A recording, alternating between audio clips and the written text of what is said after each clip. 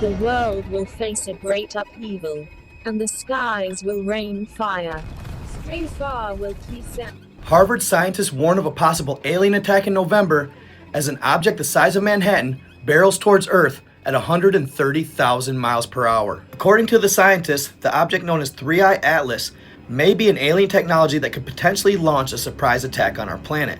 Behind the warning, as one of the authors, Avi Loeb, a prominent Harvard astrophysicist, known for his contribution to research on UAPs. The article, which is yet to be peer-reviewed, says the object's orbit would make it easier for the object, if it is an alien craft, to approach Earth without being noticed. The team of scientists from the Initiative for Interstellar Studies in London postulate that the object will get closest to the Sun in late November.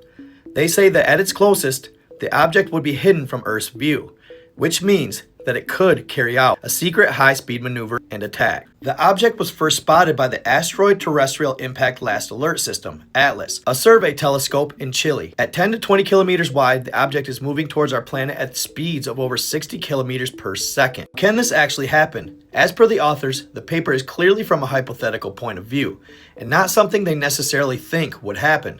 They wrote, "This paper is contingent on a remarkable, but, as we shall show, testable hypotheses, to which the authors do not necessarily ascribe. Yet it is certainly worthy of analysis and report. However, the consequences, should the hypothesis turn out to be true or correct, could potentially be dire for humanity, and would possibly require defensive measures to be undertaken, although they would prove to be futile." And you already know Baba Vanga herself predicted that humanity would make alien contact in 2025. So, this may not be as far-fetched as we thought, after all. So what do y'all think? Let me know in the comments. Are these Harvard scientists just having a little fun? Or is it possible? Could they be setting up for an alien attack on planet Earth? Lastly, could it be a setup for a project that most of us already know about? A project that dates back to maybe the 90s? We give you miracles. We make you see what we want you to see. We are everywhere. Anywhere. Always watching.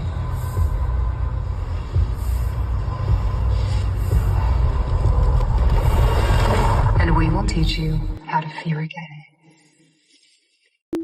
So apparently, a certain breed of octopus has been creating underwater cities off the coast of Australia. The species, called the gloomy octopus, has respectively created two cities scientists are referring to, one of them being Octopolis and the other being Octlantis. These sites feature dozens of octopus dens clustered on rocky outcrops surrounded by piles of discarded shells, built over time via the octopus's eating prey and discarding the shells. Why this is amazing is the simple fact that scientists have previously said that octopuses were actually solitary creatures. This proves that they can and will create social groups. They've witnessed up to 15 octopuses in a single den. They've even seen where octopuses have evicted each other out of dens in order to take them over. They've even shown aggression and fought over mating rights, going as far as picking up shells and throwing them at each other. One city, Octopolis, found in 2009 in Jervis Bay in Australia, was built around a human-made object. The creatures created it as a sort of safe haven from predators in the bay, almost an artificial reef. The aquatic architects have constructed walls from clam and scallop shells, the remains of their former meals.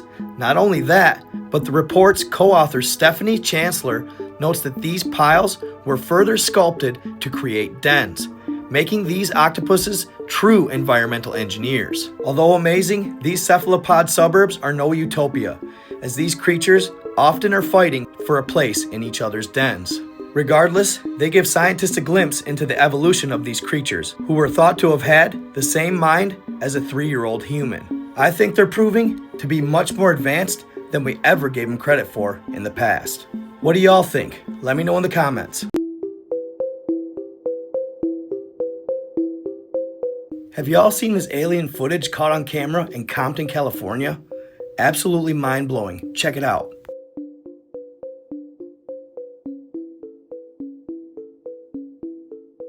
I don't know about y'all, but that's some of the most legit footage I've ever seen. Here it is in slow motion, zoomed in.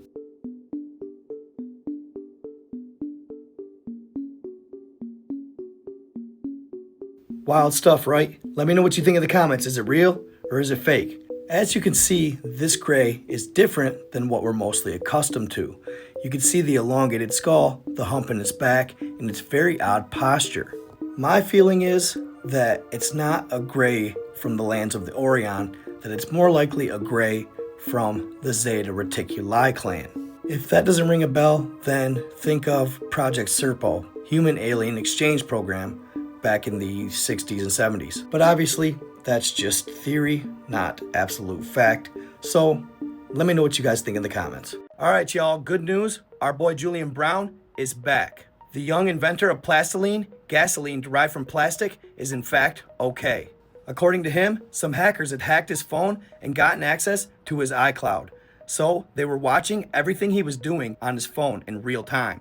He had been dealing with it for quite a while and finally figured that the only way to get them to stop or to catch them was to go silent on his phone. Because for some reason, even if he'd renew his password and change his two-factor authentication, they'd still gain access to his accounts, namely his Instagram. So for the last 2 weeks, he's been contacting Meta, trying to get them to do something about it. And finally, after 2.5, 3 weeks, they did. And they actually caught the hackers in real time. The only way he was able to do this is because he was starting to gain national attention. So Meta felt pressure to actually help the guy out. So good job to all of those that shared his story. What's crazy about this is him ghosting had more than one benefit. It actually put anybody who was harassing him on their heels because they see now the national attention he'd garner if he happened to disappear. Whether that was intentional or unintentional, it was a genius move. So now, anybody who's thinking about messing with them better think twice, because they're going to be put in the spotlight if they do immediately. Here's a video of him on his Instagram explaining everything. Check it out. Hey, somebody tell those hackers, "He vuelto, perras." I'm back, bitches, and don't ever think I'm going to go down without a fight. But I promised you guys in my last video, I'm still working, I'm still building no matter what. And thank all of you, I am so humbled to have the whole world's support. And I want to let you guys know that when some force is fighting me, you're not just fighting an individual, you are fighting the whole world and you are fighting the source, because this is not mine. This was bestowed upon me by the Most High. And I am just a vessel for the collective consciousness, so no amount of nefariousness can triumph somebody who walks in righteousness and faith. You see, these hackers, they got into my iCloud and they were able to basically remotely watch and view my entire phone. I figured out they were in my phone, kicked them out, and they had no more access to my phone, but they still had access to my Instagram somehow. My best guess is that these hackers were using some type of session token because they cloned my iCloud that was having the session tokens connected to my Instagram account. But to be honest, my best guess is yours. So you know what? I know you hackers are watching this right now, so how about you let the world know what you did? And while you're at it, you can also let the world know how all 3 of my microwave irradiated nuts taste in your mouth. They posted my driver's license 3 days back to back in front of millions of people. And no matter how many times I get in the account, delete the license picture, and then change the password, change two-factor, everything, they get back in. And I started to realize, wait a minute, these people have been studying me for 6 months. They have some type of back-end way to get into my account, and they know I'm the type of person to want to share with the world what's going on, keep you guys in the loop, and they're using that against me. So I said, you know what? They're not going to put me in a chess move. I'm going to do the opposite of what they are expecting. I'm going to break their plans by going silent. Since these hackers were exploiting past session tokens associated with my old iCloud they had a control over, the only person that could help me was Meta. My cybersecurity team couldn't. I couldn't help myself. We all know Meta is really slow. I reached out to them, look at these screenshots. They said, okay, this is a specialized case.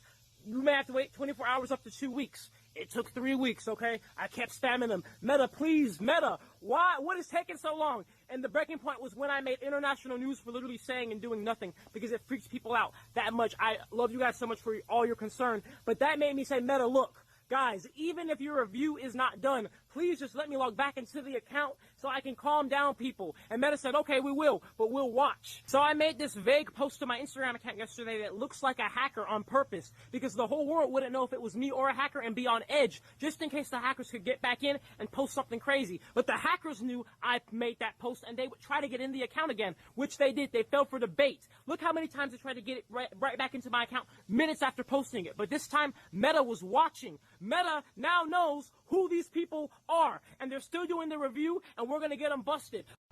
There you have it, folks. Good to have you back, Julian. Thank God you're okay.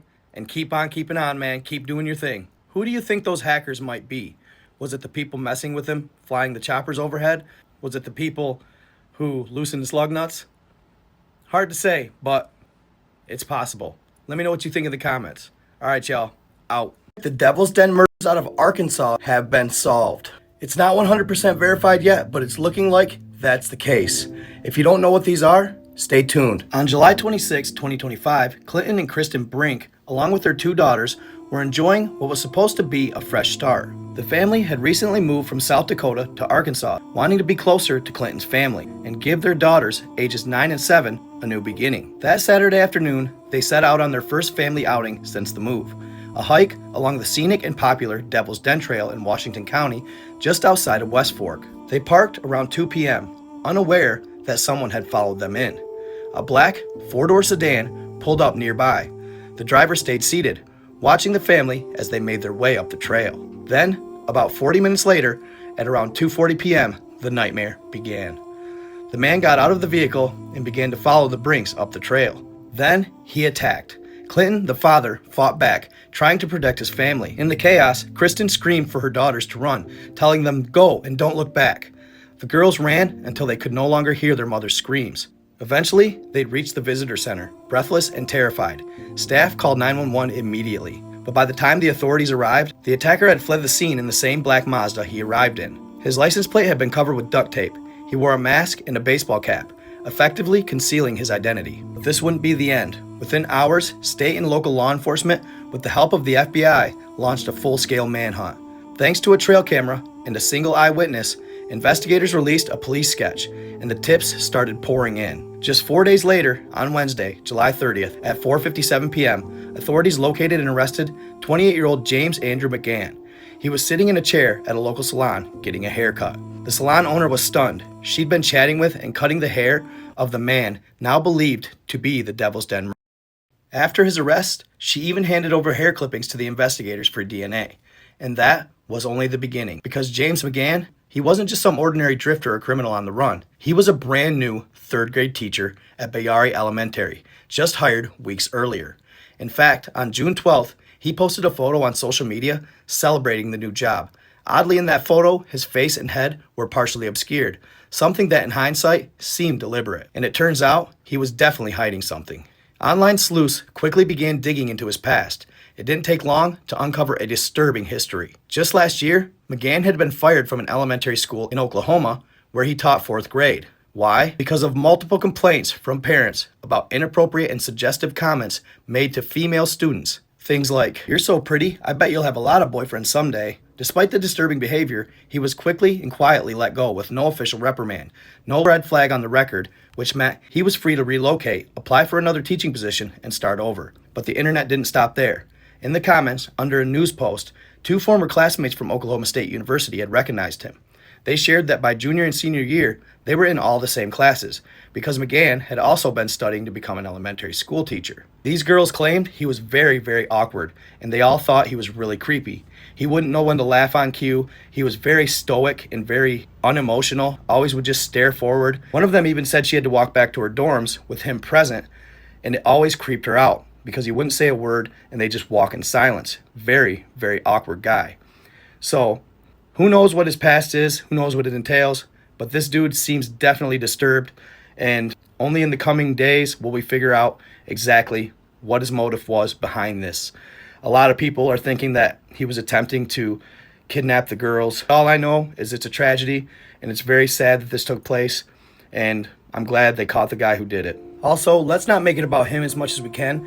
Let's make it about the parents who were heroes that sacrificed their lives, Clinton and Kristen Brink, in order to save their daughters' lives that day. Their family and friends are definitely in our thoughts and prayers.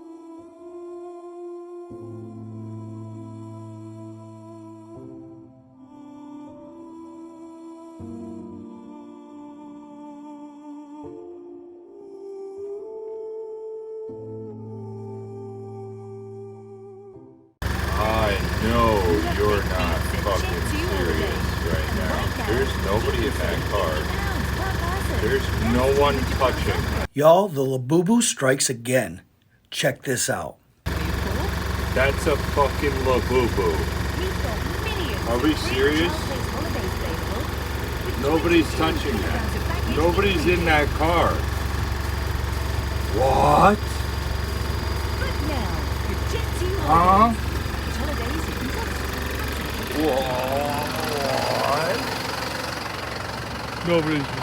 if that doesn't prove these things are demonic, I don't know what does. I have no idea what was actually making that thing move. And there's no way even the heater vents or AC vents could move it like that. None at all. What do you guys think? Do you think these things are demonic or not? Let me know in the comments. Also, let me know if you have one. Curious to hear about your experience with them. I know you guys are going to think this is AI, but it's 100% real. This woman was pushing her 2-year-old in a stroller along a pier in Hawaii when 3 manta rays swam up and started following her. 2 of them left, but the smallest one kept following her and dancing in the water. In Hawaii, this is a sign of a good omen.